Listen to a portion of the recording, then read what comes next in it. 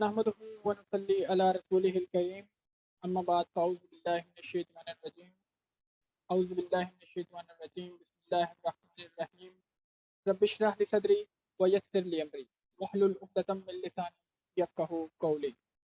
My dear brothers and sisters, Assalamu alaikum wa rahmatullahi wa barakatuhu, and welcome to another episode of Islam Answers with me, Mehran Afzal, and brother Zeshan Mujtaba. So, the topic that we are going to discuss today is that of subjective versus objective morality. So, as this is one of the most controversial topics in the philosophy and in ethics, that is it man that is the measure of all things, if morality is mere subjective or it's objective.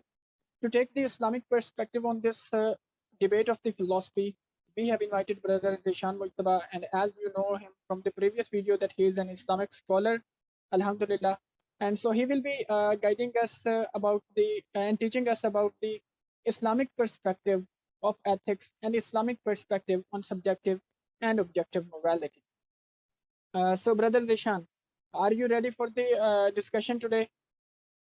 How Yeah, are you bro, doing? I am Alhamdulillah, wassalatu wassalamu ala Rasulullah, and actually I am very happy to be here again with you in this special program we arrange named Answering Islam from Muslims 360 experts, and really I am so happy, and I am feeling so honored to be here. Jazakallah. Jazakallah for your word, brother Zeshan. So let's get into the topic straight without wasting any time. Okay, let's go. Okay. So brother Zeshan, as you know that we are going to discuss the topic today is subjective versus objective morality. So I would just like to comment on subjective versus objective morality for just an overview for our audience. So the subjective morality is basically the idea that man is the measure of all things. That morality is subjective. It depends on the person. It depends on the subject. Whereas the idea of the objectivism holds that morality is independent of the person. It's independent of the individual. It's independent of the subject. So these are two narratives named as subjective and objective morality in the ethics and in the especially ethics of philosophy. So without wasting any time, I would like to invite brother Zeshan, and I would like to ask him the question that is our reasoning enough to guide us? I mean, can we really trust our reasoning, and is our reasoning always sound? So brother Zeshan, what's your perspective on this question? Yes, actually, as being a Muslim, when we say La ilaha illallah Muhammadur Rasulullah, and after that we follow a way of life named Islam. In this, we understand, and it's like very basic of the thing, that our own instincts are not enough, and we have to follow this way of life. The reason is actually our personal feelings, our gut feeling, if you can say it like this. It's programmed. We are we are intelligent beings. We get programmed with information we receive.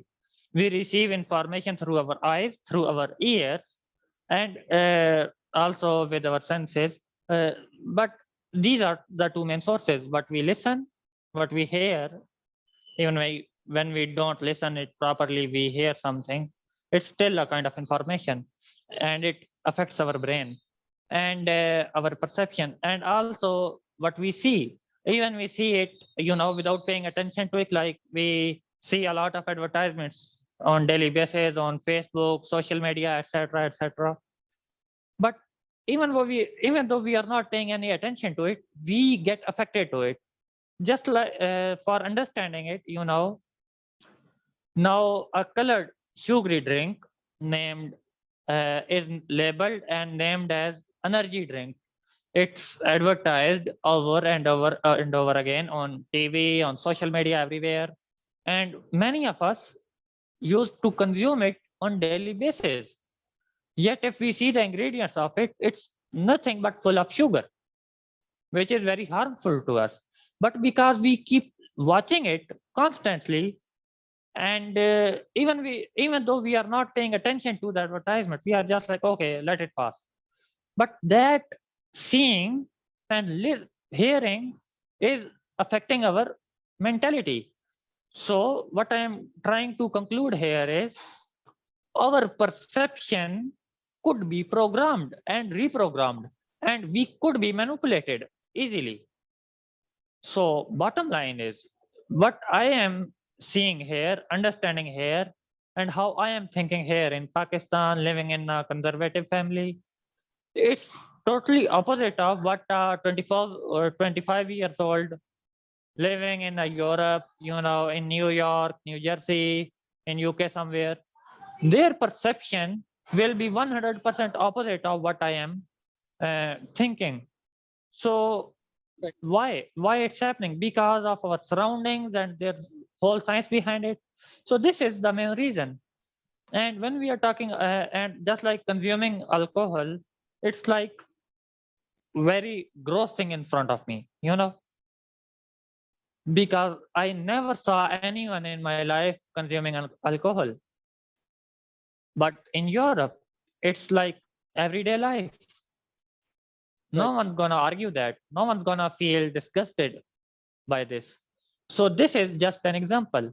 So that's like a very simple example for understanding that our own personal feeling couldn't be used as universal standard for making making some measurements or standards, and making some rules and regulations which we can use for universal peace and universal uh, happiness. Right. So that's why we need some other sources for it. Right. So just to conclude here, what brother Zeshan is actually trying to argue is that our perceptions can be misleading, and our perceptions actually make us prone to faulty reasoning, and it can make us prone to biased and error affected reasoning. So this is the argument that he is actually presenting to us, that our reasoning can be manipulated through our perceptions, and our perceptions actually can be manipulated through various means and through the environment that we are living in. So this is basically the argument. So brother Dishan, as we have cleared this question that our reasoning isn't enough to guide us and we need some objective truth. Now the thing is that, do we really need a religion? I mean, is religion equal to objective morality? I mean, is religion only source that gives us the objective morality? From where we can get this objective morality, and why is that we surely need a religion for the objective morality if we are saying that there is no subjective morality? Yeah, actually, and that's like, some atheists, when they start thinking about morality and all these issues, and they start about thinking about the creation of the universe and how everything they could begin from nothing. When they start thinking on it, they say, okay, there must be a creator, it's impossible that there is no creator. So after this, they fall into this, delusion. They can't pick a side, So they say, okay, we are agnostic. We know there's a creator, but we don't know which one is which concept is the truth. So I The was right talking one. to an atheist back then. He is also from Pakistan, as he tells me. But when I was discussing with him, he was like, okay, there are around 4,400 gods worshipped in this planet currently. So which god you are gonna present to me? So I was like, these are the different concepts of the god. There's a understanding of Christianity about ultimate god or ultimate deity. There's a understanding of Muslims. So these are different understandings. And then there's all of these but main thing is we all understand, and we all it's like we can't understand certain things without adding God into the equation. And after this, how we can see which concept is the ultimate truth? and then we are having Islam and everything. And also, just like you said, why we need a religion, why we need Islam. So Yeah.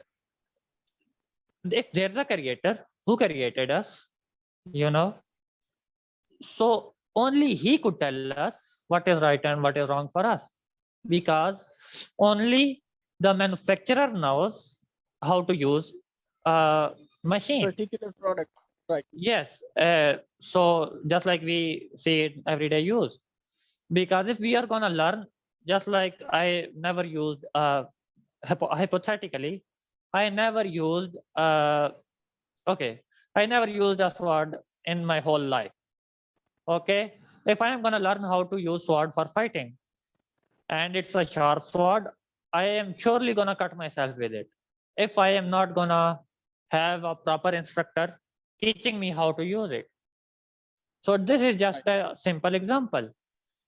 And we, a very complex machine manufactured by God, created by God, surely only He can tell us. And just like we were talking about perception.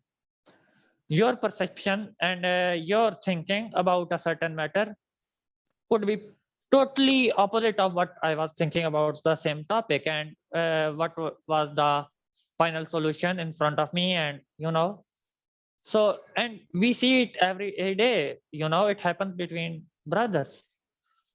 So Right. now we are, how we can solve this, and especially when we are talking about certain issues we are facing globally, a solution which could be applicable in America, it cannot be accepted in Afghanistan or Pakistan.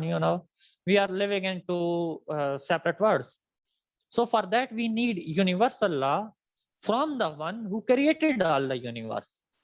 So he must have all the knowledge of time and space. He must know what is right and wrong. Ultimately, he must have all the knowledge, because if we start knowing, if I am gonna find out what is good for me and what is bad for me, and I start using the process of trial and error, start testing one way, and with this way, 10 lives, 20 lives, 30 lives, even 100, 200, 300 years, 1000 years won't be sufficient for me to know it, what could be the ultimate truth for everybody. The absolute truth. So this is a very important issue. We cannot address this without adding religion from the ultimate deity, from the ultimate knowledgeable being. We can't understand this, and we cannot solve this problem we are having today. So, right. The argument is basically that without adding God into the equation, there is no such concept left of rationality, because if there is no God, then ultimately there is no rationality either. And this is some of the logical incoherencies with the atheistic narrative of the universe coming into existence. Because if there is no creator, then there is no ultimate truth, and ultimately there is no absolute truth, and everything that's in the world is our own perception, and it's merely subjective. So this is the argument that if there is no creator, then everything is subjective. Now, the problem that I see with this narrative of subjective morality is that if it's subjective, then actually it's not morality, it's a mere human nature. I mean, if you accept that morality is subjective, you are actually using two opposing terms, because for morality, it is understood that you should have a standard, you should have a benchmark, you would test things again in order to conclude what's right and what's wrong, what's good and what's evil, and what's moral and what's immoral. So the fact is that the moment you use the word subjective morality, it becomes confusing that one side on morality, it indicates that you need a standard, and on the other side, the word subjective indicates that you yourself are a standard. So if you say that you are, if you say that there is a subjective morality in the universe, then what you are basically trying to say is that we are enough standards, and we are the enough standards for good and bad, morality and immorality, evil and the good. But and and this is something that our own experience negates. This is something that our own experience negates, because we know from our experience that mere human perceptions cannot be taken as standards. Because if I say that murdering someone or raping someone is good for me, it's not an evil, you would not simply accept that narrative, because that's my subjective standard. So the morality and the subjective, I see this as two opposing words that have different meaning. For subjective, you do not need any standards. And on the other hand, the word morality indicates that you need a standard.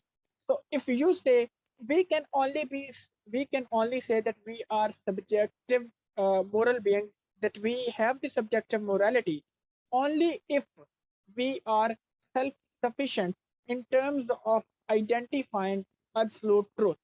Without that, our subjective morality is actually prone to errors, biases, our preferences, our own perceptions.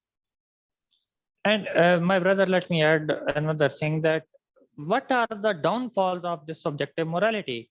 And actually, if we go back to the history, we can learn a lot from the history. And if we go back to the history, we see that this subjective morality is the mistake. It's done by a lot of people in the past. And we deny that today. We said these people were doing wrong. So how we can say that when all of them are agreed on it? Just like you were mentioning last time uh, about how a man can sell his own children into slavery, according to the reference of Professor Brown.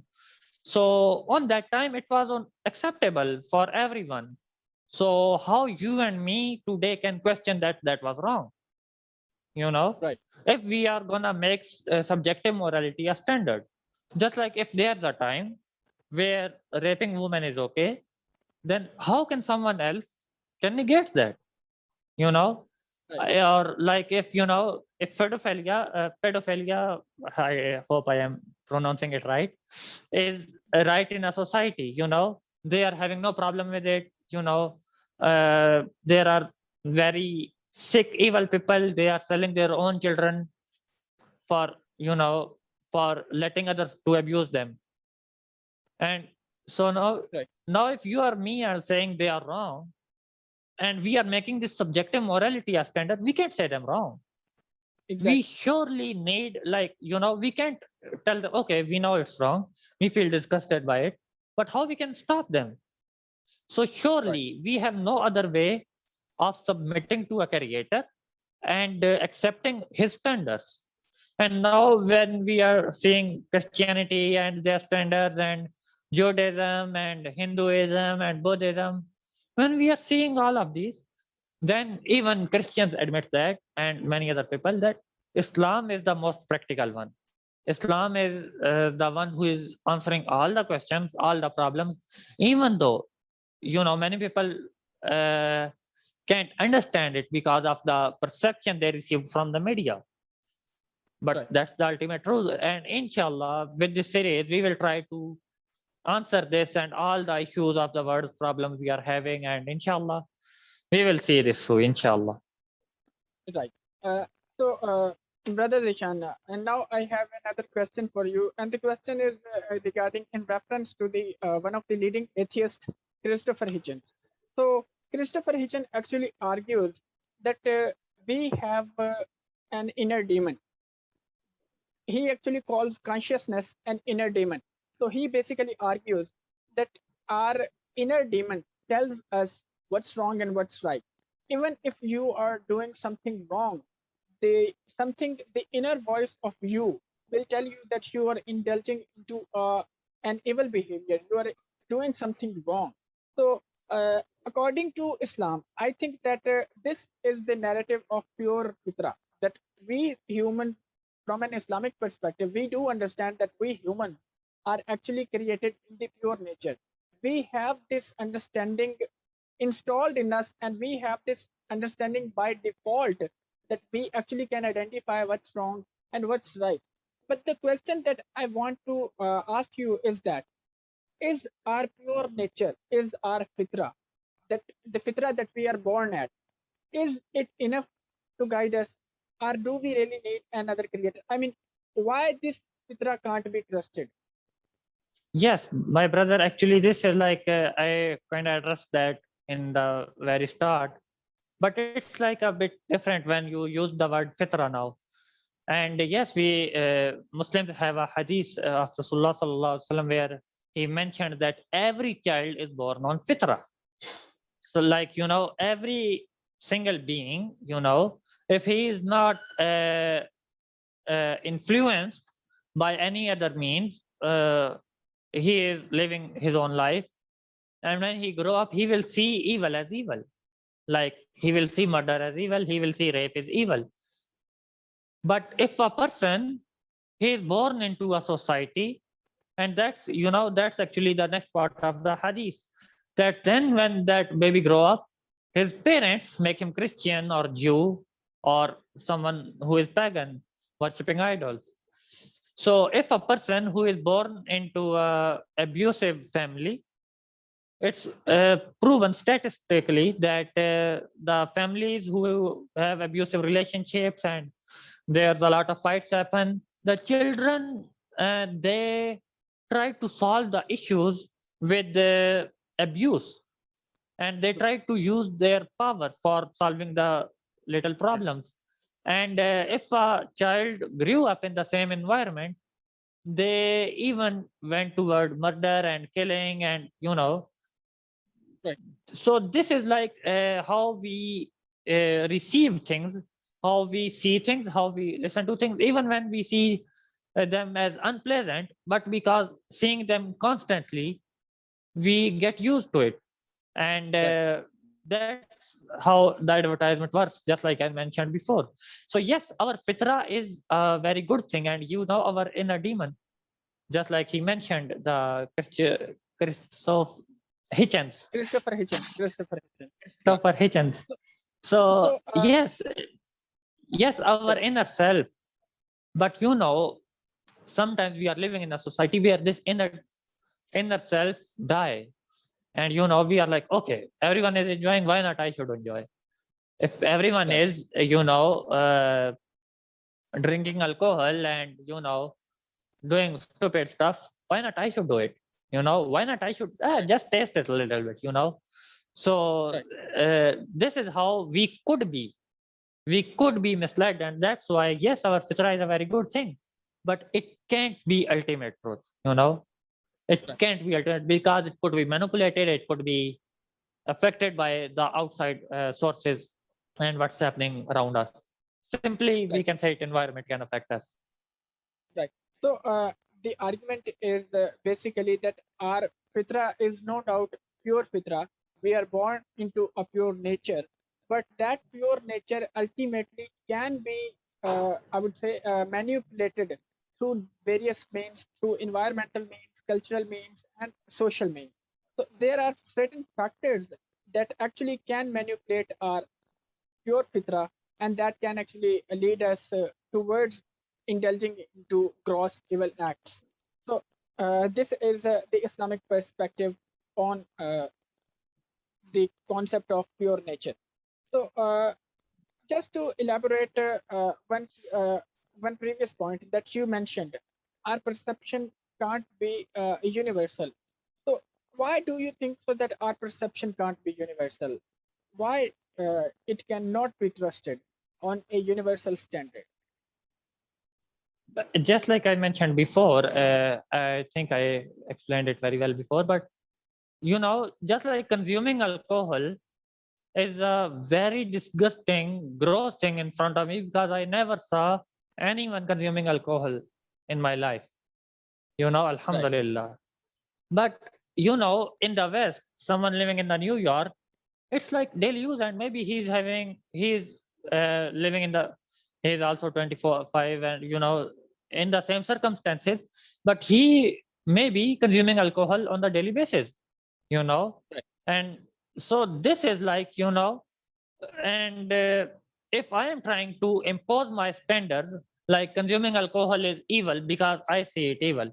If I am imposing this standard on someone in the New York, and he is like trying to impose his standard onto me, then there will be nothing but a war. And Right. this will be a civil war within families, within, you know, there will be no solution to Right. it. There will be chaos in society if we take Yes, subjective standards as the ultimate standards. yes. And secondly, So this is the very downfall of subjective morality. uh, right. So the one thing that I would like to mention here is that the perception is actually our perceptions are shaped by our environment, our culture, our society.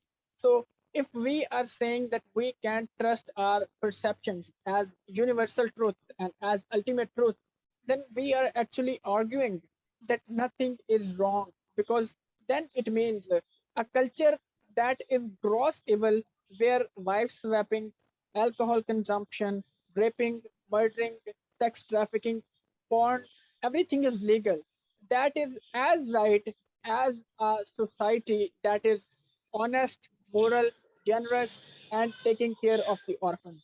So, if this is the argument that our perceptions, why our perceptions can't be trusted, so of course it cannot be trusted, because it would lead you to a conclusion that everything that's happening in the universe is right, and every culture that exists on the face of earth and that existed on the face of earth, that was right. Because the argument is that it leads you to the argument of relativism. Relativism is the view that our perceptions are a social construct. So if this we take our perceptions as a social construct, then we are saying that relativism is true. And if relativism is true, then we have to accept the Egyptian culture of organizing sex pairs, the Roman culture of throwing Christians in front of the wild animals, and the other civilizations, the culture of wife swapping and raping, and the culture of indulging into the immoral behavior. They are actually as right as a society of 21st century can be. So this is actually the problem that we have with the relativism. So one of the downfalls of the subjective morality, it's not only the gross evil, and it's not only the moral actually argument against the subjective morality. Rather, it has more downfalls. Like we just mentioned the argument from the relativism, that it would actually mean nothing is wrong and everything is right. So the one thing that I would like to add here is that if we understand that morality is subjective, then we have to accept that there is no ultimate good and no ultimate bad in this universe. And if it's subjective, then it's not morality. As I mentioned earlier, it's just a mere human nature.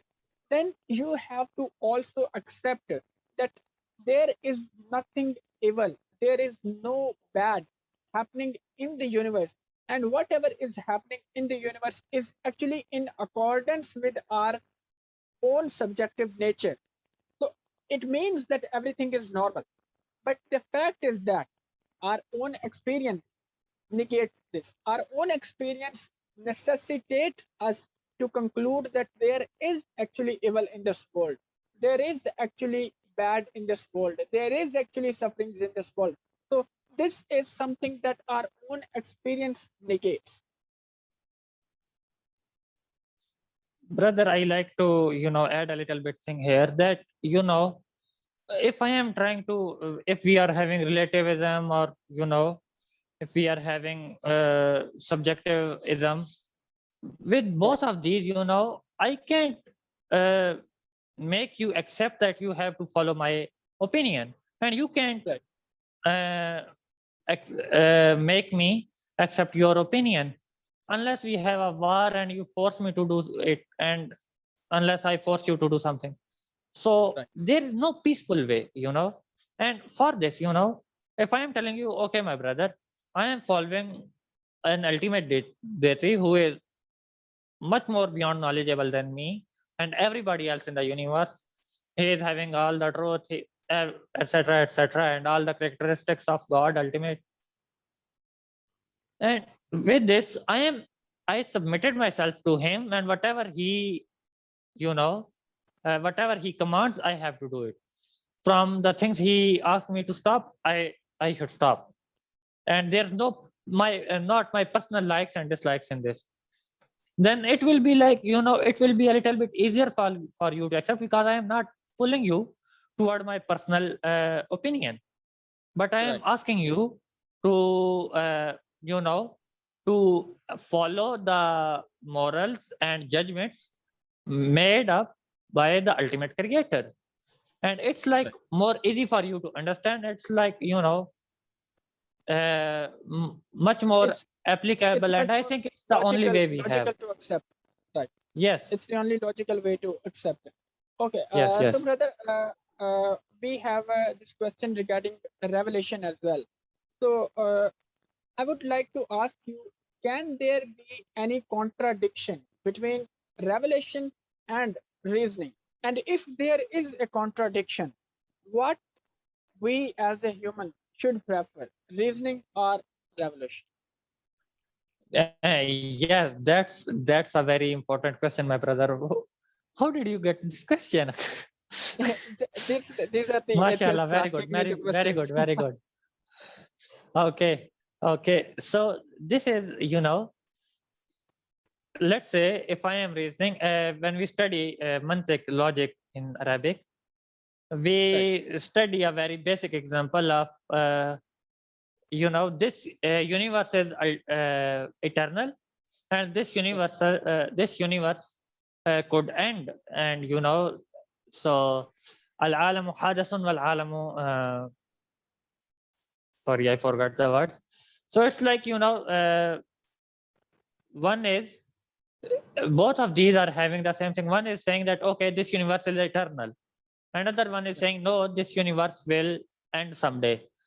How Right. both of these are thinking? One is reasoning like, okay, I am waking up, seeing sun rise from one side and going setting on the other side, from east to west. This cycle is happening constantly. We are seeing it. Our ancestors saw that, and nothing is changing. If nothing is Right. changing, that means it's eternal and it's never gonna end. So this is a reasoning of a person A. Now a person B, he is thinking like, okay, everything we are seeing in this universe, it's changing. Even though everything is changing at the different paces, but everything is changing in some way, one way or another. So if everything is changing, that means there must be a beginning. If there must be a beginning, there must be an end. So both Right. of these persons, A and B, they tried to argue about the universe with their own reasoning, and they found two totally opposite answers. Right. Now, it's not possible that both of these are true. There Right. must be one should be right and one should be wrong. So for, and when it comes to logic and reasoning, everyone is trying to bring their best reasons, and Right. sometimes when we go back to the history, some debates went over to centuries between Mu'tazila and Ahlus Sunnah wal Jama'ah, discussing Right. certain matters. One is writing the book, other is answering it, and then there is book, and so we need ultimate truth. Without Right. this, we can't solve this issue. So that's why our own reasoning, it could be right. As I said, it's very good to reason, and it could be right. It could lead you towards the right path. But your own reasoning could be wrong. Right. So just like we humans, we have a beautiful thing. I say it beautiful, that we do mistakes. Right. It's like our beauty, and we learn from our mistakes. And and if we learn from our mistakes, we keep correcting them, and we admit our mistakes. That's how we learn from our mistake. If we are not admitting our mistakes, we can't learn from our mistakes. So if we admit our mistakes, we surely be a better human being. And it's like, we need to apply this on our daily life. And just like Rasulullah sallallahu alaihi wasallam mentioned, kullu bani adam khata'un wa khairul khata'in at-tawwabin, or kama qala alayhi salatu wasalam, that every son of Adam is a mistake maker, and best mistake makers are those who repent, who admit their mistakes and try to make themselves better. Right. So, what Brother Zeshan actually is arguing here is that there is actually a preference between reasoning and revelation that one should take. And the preference should always favor the revelation, because the creator has the ultimate knowledge and he has the ultimate truth of what's right and what's wrong. So he is the source of ultimate truth. And if the revelation is from the creator, then it means that it is from the one who has created us, and it is the revelation is actually the ultimate truth. So even if our reasoning tells us to do otherwise, we have to trust revelation more than our own reasoning. And the fact that he has presented some examples is that our own reasoning is prone to errors, biases, and logical fallacy, because it's very evident in the philosophy that our logic actually can be faulty. It can lead you to the wrong conclusion, and it can lead you to the faulty conclusion. And it's actually evident from the very ideas of the medieval world. One philosopher is saying that everything is in flux, and the other one is saying that everything is fundamentally one. There is no change. And then all this actually all these scenarios coming together, and all these conclusions actually collecting them together makes us think that is our reasoning can really be trusted. I mean, do we really trust our reasoning? The thing is that when we answer the question between revelation and reasoning, is that there can be actually no contradiction between reasoning and revelation, but only if the reasoning is sound reasoning, only if the reasoning is the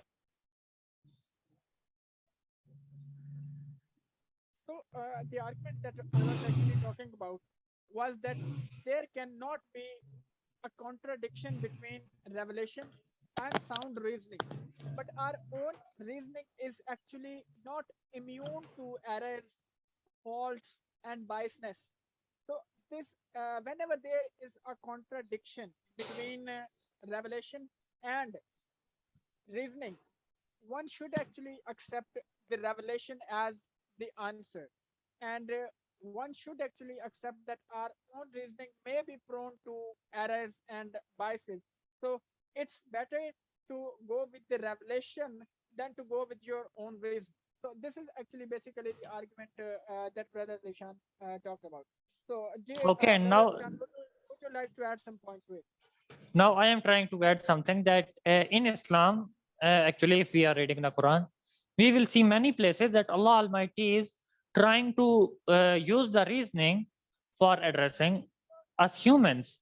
So my main point, what I am trying to make here is reasoning totally prohibited in Islam? No, Islam didn't prohibit reasoning and logic. Yes, it was prohibited in Christianity, just like Christians, they prohibited all kind of reasoning. Like, if you are reasoning, surely you are going against the book. And they I lost the exact words of them in my memory, but actually it was like nullify your own reasoning before you nullify or falsify your book or your belief. It was like their words, and we Muslims are like, not like that, but we are like, okay, we have to use logic and reasoning, but on till a certain limit, and then we have to trust the revelation.